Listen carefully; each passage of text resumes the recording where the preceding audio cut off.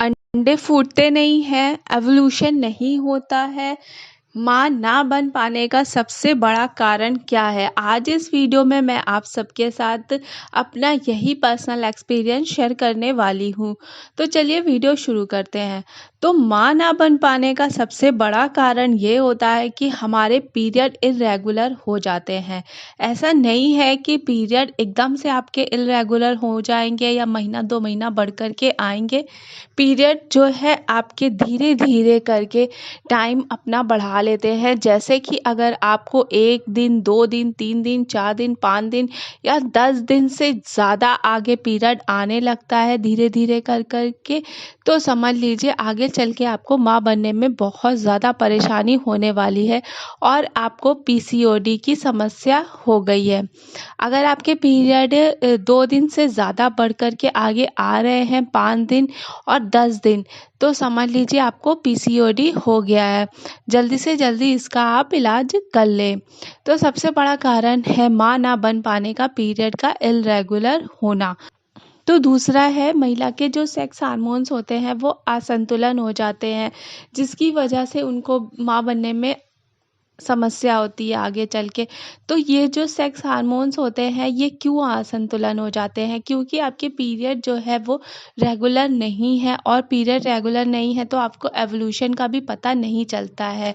और एवोल्यूशन के टाइम एक महिला के जो सेक्स हार्मोन्स हैं वो अच्छी तरीके से रिलीज़ होते हैं, जिससे वो इंटीमेट होने में उन्हें आसानी होती है और वो अच्छे से प्रेग्नेंट हो सकती हैं। उसके बाद तीसरा है थायराइड हो जाता है।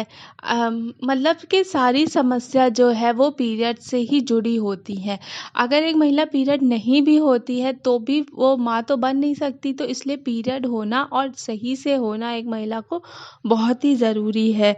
जब आपको पीसीओडी की परेशानी है, आपको अच्छे से पीरियड नहीं आता है, तो आपको थायराइड की भी समस्या हो सकती है। तो जब आपको थायराइड है तो फिर भी आपको प्रेग्नेंट होने में समस्या होगी आगे चल के। उसके बाद आपकी दोनों फैलोपियन ट्यूब जो है वो सही होनी चाहिए। फैलोपियन ट्यूब भी आपकी ठीक नहीं है तो भी आपको प्रेग्नेंट होने में बहुत ही समस्या होगी। उसके बाद चौथा है आपके गर्भाशय जो होता है उसमें किसी भी प्रकार का कैंसर हो जाना, या फिर किसी प्रकार के दाने फुंसी हो जाना, या फिर उसमें सूजन हो जाना किसी प्रकार की। तो ये भी एक बहुत बड़ा कारण होता है माँ ना बन पाने का। तो जो हमारा गर्भाशय होता है उसमें भी कभी कभी बहुत सूजन वगैरह अंदर से हो जाती है, या फिर अंदर से भी उसमें दाने वगैरह हो जाते हैं।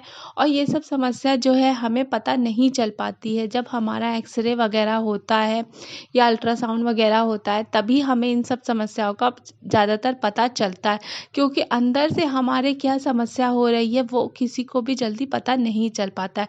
अगर बाहर कोई घाव है तो वो तो दिख रहा है, लेकिन अंदर कोई घाव है तो वो दिखता नहीं है। जब वो बहुत गहरा रूप धारण कर लेता है तभी हमें पता चलता है कि हाँ, हमें अंदर भी कोई समस्या है जिसकी वजह से हमें माँ बनने में प्रॉब्लम हो रही है। तो जब गर्भाशय में सूजन हो जाता है तो उससे भी हमें माँ बनने में समस्या होती है। उसके बाद हमारा पांचवा है यूट्रस का साइज छोटा या सिकुड़ जाना। जो हमारे बच्चेदानी का मुंह होता है वो टेढ़ा हो जाना, या फिर सिकुड़ा हो जाना, या मुंह उसका छोटा होना। ये सुनने में थोड़ा अजीब लग रहा है लेकिन ऐसा होता है कि बच्चेदानी का मुंह अगर आपका छोटा है या फिर थोड़ा सा टेढ़ा मेढ़ा है तो भी जो स्पर्म है जब वो अंदर पूरी तरीके से जाएगा नहीं, बाहर आ जाएगा, तो भी माँ बनने में बहुत समस्या होती है। हमारे देश में जो है माँ ना बनने का सबसे बड़ा कारण महिला को ही समझा जाता है कि महिला में ही कोई प्रॉब्लम होगी तभी वो माँ नहीं बन पाती, लेकिन ऐसा नहीं है। आज बहुत से केसेस में देखा जाता है कि जो मेल होते हैं उनमें भी इनफर्टिलिटी की प्रॉब्लम होती है। मेल में इनफर्टिलिटी का मतलब है जैसे कि उनके स्पर्म काउंट का कम होना, स्पर्म की क्वालिटी का सही ना होना, और स्पर्म मोटेलिटी का कम होना।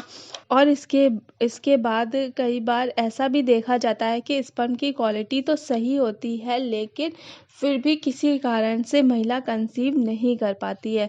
तो ये कुछ कारण होते हैं जो नेचुरल तरीके से जब महिला कंसीव नहीं कर पाती है तो आज इस वीडियो में मैंने कुछ कारण शेयर किए जिसकी वजह से एक महिला नेचुरली कंसीव नहीं कर पाती है। इसके बाद जो वीडियो मैं लाऊंगी उसमें मैं नेचुरल तरीके से कैसे महिला कंसीव कर पाए और इन सब मुश्किलों से कैसे उसको घरेलू इलाजों से ठीक किया जाए, उस पर एक वीडियो मैं लाऊंगी। तो अगर आप मेरे चैनल पे नए आए हैं तो प्लीज़ मेरे चैनल को सब्सक्राइब करें और जो बेल आइकन है बगल में उसको भी प्रेस करें, उससे मेरा नोटिफिकेशन आपको सबसे पहले मिल जाएगा। और अगर आज की वीडियो अच्छी लगे तो प्लीज़ लाइक, शेयर और कमेंट करना ना भूलें। Thank you so much. आगे किसी नई वीडियो में फिर मिलेंगे, तब तक के लिए बाय बाय।